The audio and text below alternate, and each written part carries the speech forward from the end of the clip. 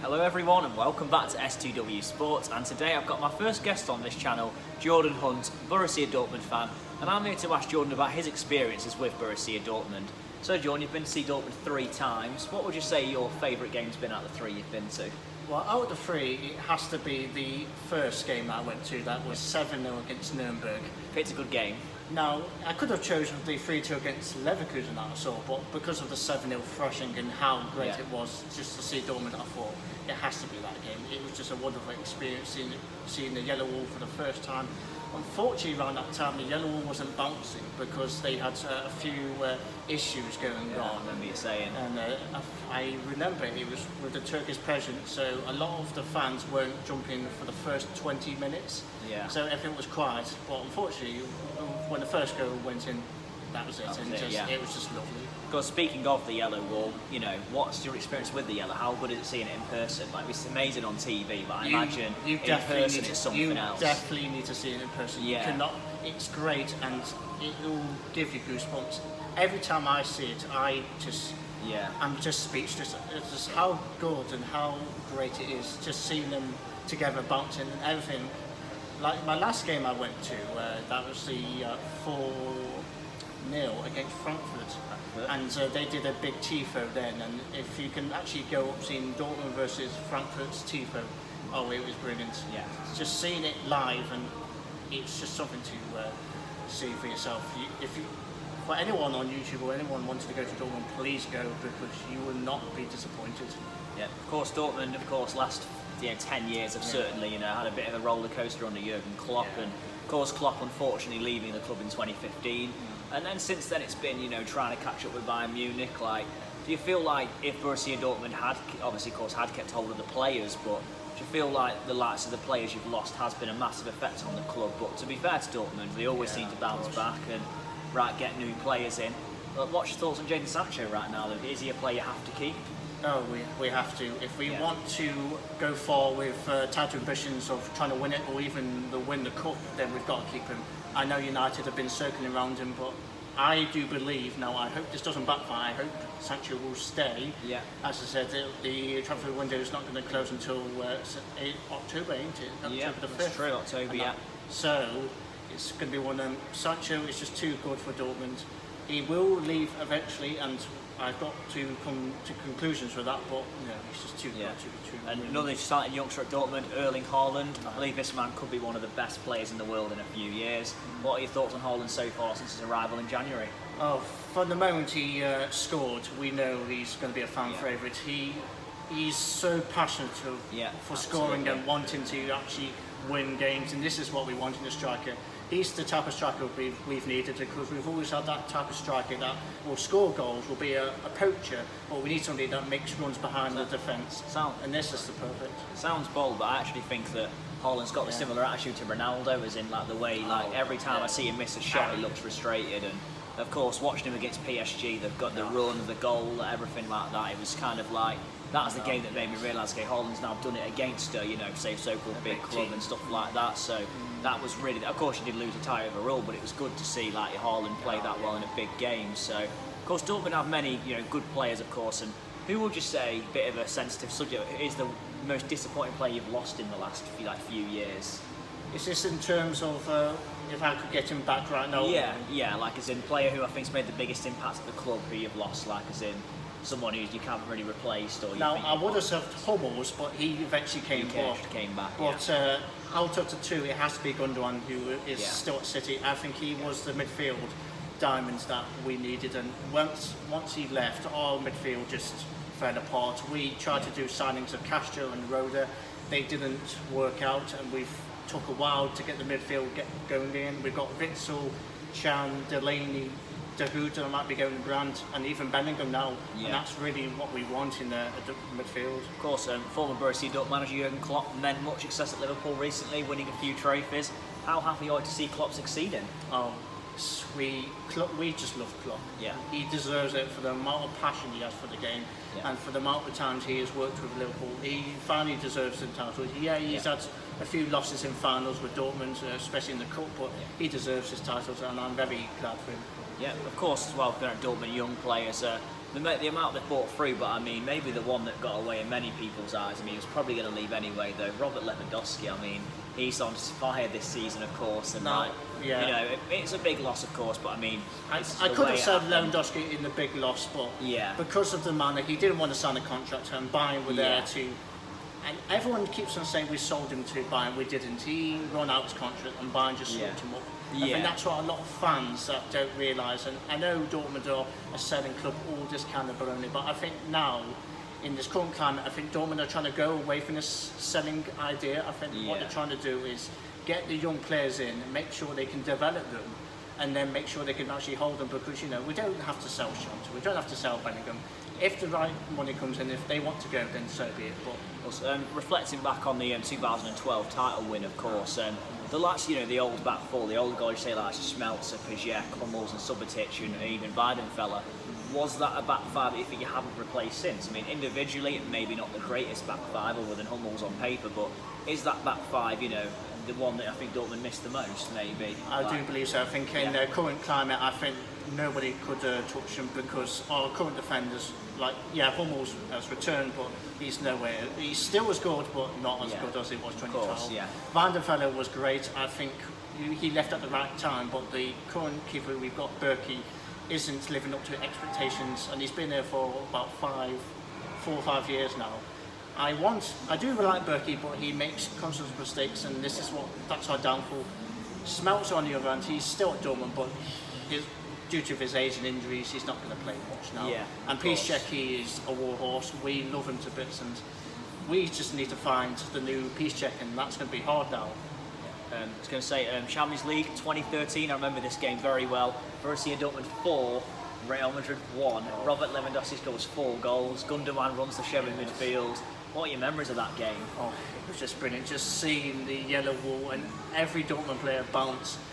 Just seeing them against Real Madrid, a big club, just destroying them at home and just thinking, this is where we belong. This is where we're going to go to the final if we hold our ground in the away leg. And eventually we did. We lost 2-0. A little bit of a late scare at the end, of course. Was goals from Benzema and Ramos. It is typical Dortmund. We can't do anything the easy way. Also, Dortmund had a lot of chances in that game, though. I remember watching it, and Dortmund should have been out of sight. Gundogan should have scored, and I went crazy. I said to my dad, I was just too scared. I went upstairs thinking, I can't watch this anymore because I knew something was going to give. I remember the 2013 final. My brother said at the start of the tournament he has in Dortmund to get to the final, and I remember you've been in a group with Man City and Real Madrid, and I thought, and Ajax, not a chance. But I know, to be fair, they actually, they were unlucky at Man City. I mean, 1-1, but it was a bad penalty decision at the end, let you down, to be honest. So, but other than that, though, they finished top of that group, I believe, and of course you went all the way to the final where.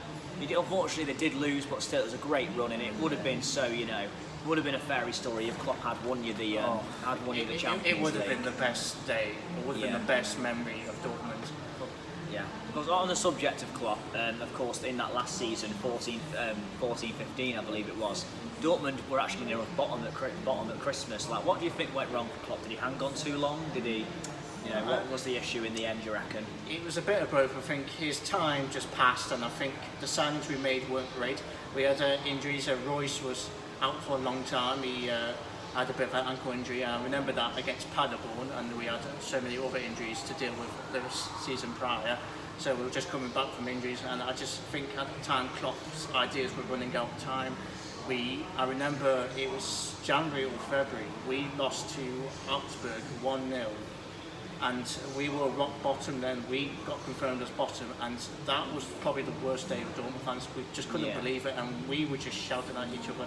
Eventually, Klopp did his magic, and we got us back to 7th. Europa League, and got us to the cup final against Wolfsburg. Unfortunately, we lost out. Where Kevin De Bruyne still is now. He was the man of the match and doing what he was doing best. And unfortunately, it's one of them. But I think as long as Dortmund now don't have this idea, if you think of Dortmund, you think of Klopp, we need to get away from this idea, because as much as Klopp has done well for Dortmund, we need to move on. And it'll be the same thing with Liverpool one day when Klopp leaves. Agree, you can't always live in the past of another manager. Of course, you see Man United, Sir Alex Ferguson. I mean, you've always seen it that the manager kind of lives longer in the memory, but you do have to move on. Even Pep at Barcelona. Yeah, of course, and I think as far as, you know, Dortmund goes in the future, that you know, building a team, which you are in the process of doing at the moment, it's going to be important. But you don't always have teams come around like your 2011-12 one, so you do have to look to the future and try and build. But you've got the young players for it, so the future is looking bright for Dortmund. They could be up there with Bayern soon. Of course, right now Bayern looking brilliant, but you can be up there soon. Unfortunately, I'd say that one. Oh no, I have to agree. You've got to give credit where credit's due, and Bayern are just too good right now. And I know last season prior, Dortmund in 18-19 should have won it because we were 7 points clear. Unfortunately, I think Dortmund's expectations and I think just everything bottled up, and I just think, it was the wrong time, but I think it was a learning curve because we were so close to Bayern, and unfortunately. Also, another thing we mentioned as well, so a lot of players have left Dortmund, the likes of Shinsuke Kagawa, Henrik Mkhitaryan, Nuri Sahin, gone to the Premier League, and it hasn't really worked out for them.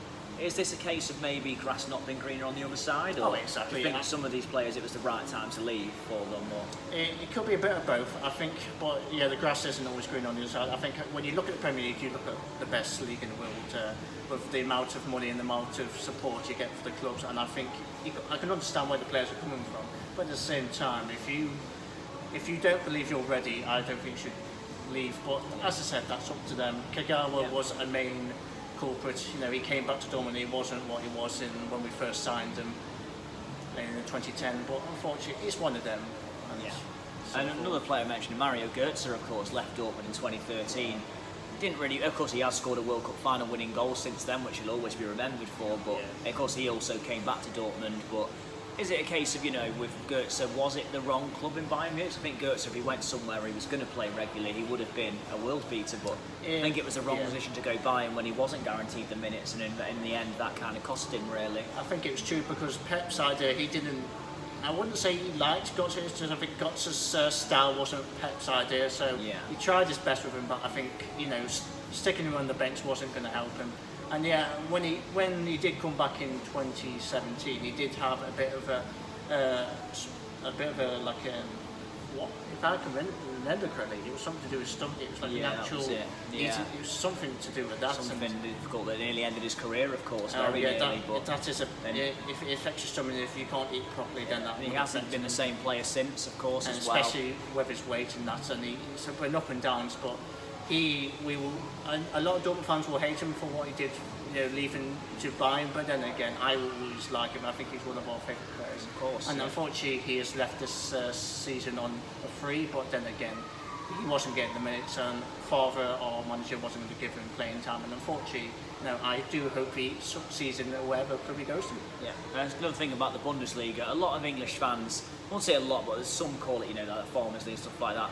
When I watch the Bundesliga, everything I notice is, of course, when the fans are there, the atmospheres are something else. I feel like when I'm watching it, no matter who you're watching, whether it's a Hertha Berlin or a Leipzig, you get the feel of an atmosphere. Yeah. So, like, is the Bundesliga, in your opinion, an underrated league by other people? Is it overlooked just because Bayern Munich win it, you know, constantly and stuff like that? Yeah, I agree. I think because of Bayern winning all the time, a lot of people don't take attention to it because they think, what's the point? Because Bayern are going to win it. Yeah. And they say, oh, congratulations. But Bayern deserve the titles. It's not like they don't. Yeah. And I think the support is great. I think, you know, a lot of English clubs should look at what the German clubs are doing because they do free, safe standing.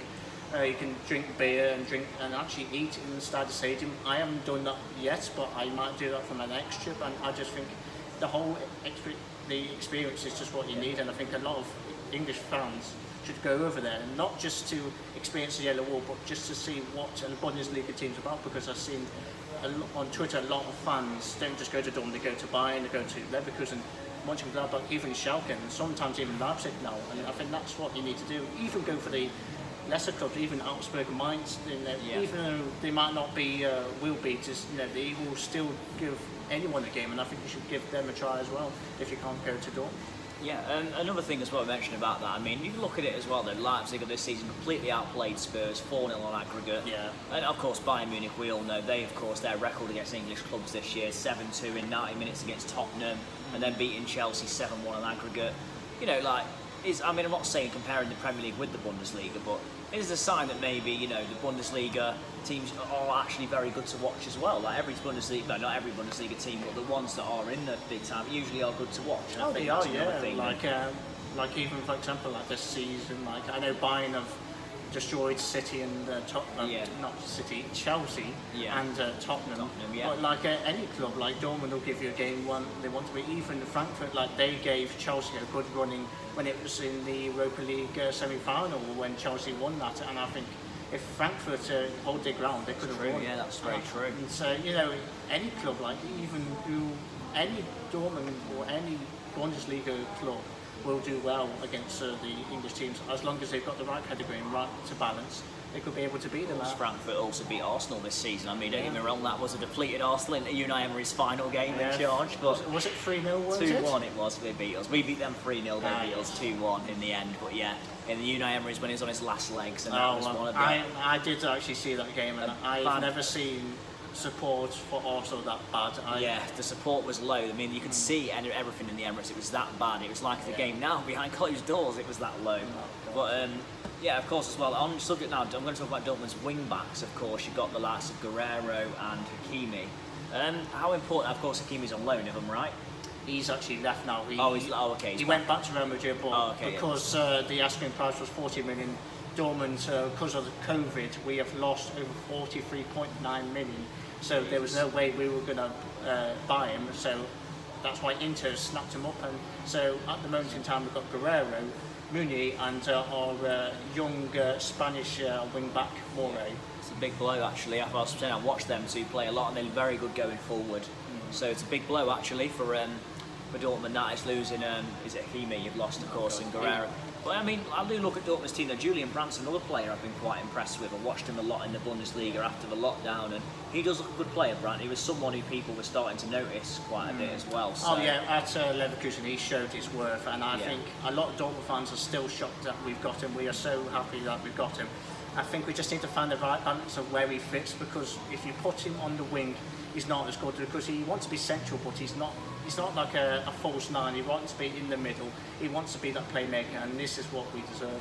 And what Brandt is, and I'm glad we've got him, and I hope this season he can improve. Yeah, do you think next season then Dortmund could challenge Bayern, or do you think a lot of that depends on the signings maybe? Or? It will depend on the signings and if any injuries occur. At the moment, I can't see any other club beating Bayern unless if they get lucky. Mönchengladbach are a team to look out for, because they've got Rosa, he is a good coach, and I think Mönchengladbach are starting to get to the habits of going far.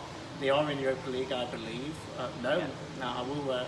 That's a mistake. They're actually in the Champions League. It's Leverkusen that went into the Europa League, and I do believe they are a force to be reckoned with, and they made some good signings as well throughout the season. And I do think that Dortmund need to watch out, because everyone says they look at Leipzig, but we don't know what's going to happen with them because of Timo Werner. Of course, Timo Werner leaving. I was about to ask that question actually. Is that going to affect Leipzig massively next season, you think? You think they're going to be weaker without Werner? Oh, yes, definitely. If they don't get a good striker in, then they have got a good striker in Poulsen and Schick that is on loan from Roma. I don't know if he has something in Premier League. I'm not sure about that. But I do believe if Leipzig don't get a good number 9 to replace Werner, they might go down the pecking order. But they've got a strong enough squad as it is anyway. Yeah, again, with do you think the top teams in the Bundesliga? Of course, this season, let's be honest, Lewandowski's had a freak season. He scored about 50-something goals, so he's probably not going to repeat them numbers next season. I mean, how old's Lewandowski now? Is he about 32? He's got 31. He's got to be 31 at least. I say that. I mean, he's probably got a couple more good seasons left in him yet, but probably not going to hit the standards of this season. Do you think if Haaland does step up his game and he has a full season, he gets about, say, 40 goals, could that be the difference maybe of Dortmund catching Bayern? Because you have lacked a good striker in the last few years. I think, it will depend on Haaland, but I think Lewandowski is just a machine, and there's no way you can stop him. It depends on defences as well. I think Dortmund's defence, we still need another centre-back. Unfortunately, Zagadou is out injured, and he might be back in return for the first game against Mönchengladbach. That will be a Friday, but I am not sure about that. I think Dortmund's defence is all right. I know when they switched to a back three, it worked well for them. I don't think Favre wants to do that anymore. I think he wants to go back to an actual back four that I don't like, because I think we're just too stiff, and I think a lot of clubs can figure us out when we're in the back four. I mean, there's one thing I can criticise the Bundesliga for is defensively. I don't think many of the teams are great. When I was watching it after the lockdown, even Bayern Munich, you see Lyon last night had chances against them. There is chink there, but I think the thing is, it's like you know, it's with the defences, how do you stop Bayern's attack? I guess like that's Gnabry, Sane added to that next season. I forgot to mention about Sane, and of course Lewandowski. I mean, what a front three that is. I mean, of course, over the years they've had Robben and Ribery, but I mean, these are two young, fresh players in Sane and Gnabry. Like, this could be terrifying for defences next season. Oh, I'm already scared, and I just can't see Dortmund getting anywhere with Meunier and Guerrero. Yeah, I mean, this is provided Sane works out, but I can't see him not, to be honest. I think he's just that sort of player who can walk into the Bundesliga. Unfortunately, before, I think it was at the end of last season, Sane wanted to join Bayern, but because he got injured in the Community Shield against Chelsea, weren't it? Yeah. And unfortunately, that's what caused it, and I do believe it's just one of them. Yeah. And I think, Bayern wanted him, and Sane will rip the Bundesliga apart again. Last season, Sane was about to sign for Bayern. He went play Liverpool in the Community Shield. First 10 minutes, he goes off injured, and he's out for nearly the whole season. So, I mean, Bayern Munich were fuming with Man City for that, but I mean, it's just one of them freak accidents. As I said, if Bayern want a player, they will get him most of the time. I think it depends because Bayern are just too strong, and they are a well-run club. But I know they've got some deals with Qatar, but then again, we don't want to look in that bit, because any club nowadays has got deals with Qatar, any weird dealings. But I think Bayern are too well-run to know what they're doing, and I think, as I said, stopping them will be the target and will be the dream. But as I said, it's a dream until Dortmund show their worth and actually show their defence is capable of not leaking in goals. And it's going to be Bayern for the next decade. Yeah, absolutely. A few more questions before we finish. First off, your best ever memory watching Borussia Dortmund, not live, but just generally your best result you've seen since you've been a Dortmund fan. It has to be the last-minute win against Malaga. Malaga, of course. That was a great choice. It was an offside goal, and a lot of people say it was, but just the actual goal and just the excitement of seeing them score against Malaga and to get them into the semi-finals against Real Madrid was great. Another one was another honourable mention was against the away win. There's actually two away wins against Bayern. Both in the cup. The first one was on penalties. That's when the Landgraf, who was our Australian keeper, just saved every shot he could get, and we got into the final then. And then the other one was against Bayern, when away it was Dembele Osman Dembele. I would love him to come back to Dortmund, but because of his injuries, that's not going to happen right now.